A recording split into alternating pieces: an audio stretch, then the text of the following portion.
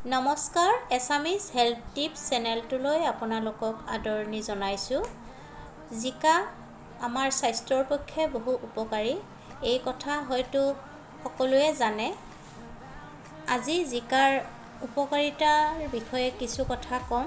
আপোনালোকে ভিডিঅ'টো শেষলৈকে চাব আৰু ভিডিঅ'টো চাই ভাল পালে লাইক, কমেণ্ট আৰু শ্বেয়াৰ কৰি দিব। আৰু যিসকলে চেনেলটো পোনপ্ৰথমবাৰৰ বাবে চাইছে তেওঁলোকে চেনেলটো ছাবস্ক্ৰাইব কৰি কাষতে থকা বেল আইকনটো অন কৰি থ'বলৈ নাপাহৰিব। তেন্তে আহকচোন জিকাৰ উপকাৰিতাৰ বিষয়ে জানি লওঁ। জিকা এবিধ পুষ্টিকৰ ফল। ইয়াত ভিটামিন, প্ৰ'টিন, আঁহ, ছডিয়াম আদি থাকে। ইয়ে আমাক শৰীৰ সুস্থ কৰি ৰখাত সহায় কৰে। জিকাৰ প্ৰথমটো উপকাৰিতা হৈছে জিকাই আমাৰ দৃষ্টিশক্তি বৃদ্ধি কৰে।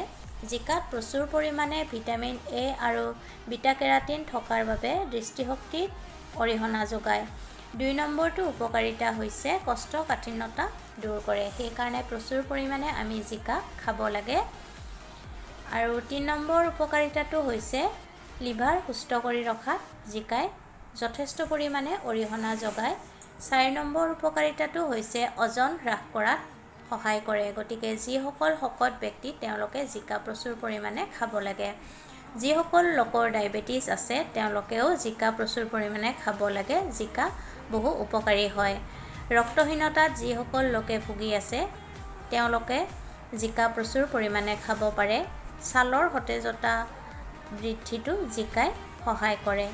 ছাল উজ্জ্বল আৰু পৰিষ্কাৰ কৰি ৰাখে আৰু ছালৰ দাগ, শালমইনা আদি দূৰ কৰাত সহায় কৰে। গতিকে গম পালেনে জিকা আমাৰ কাৰণে কিমান উপকাৰী। আমি সেইকাৰণে প্ৰচুৰ পৰিমাণে জিকা খাব লাগে। আজিলৈ ইমানেই। পুনৰ উপস্থিত হ'ম আন এটি ভিডিঅ'ৰ সৈতে। ধন্যবাদ।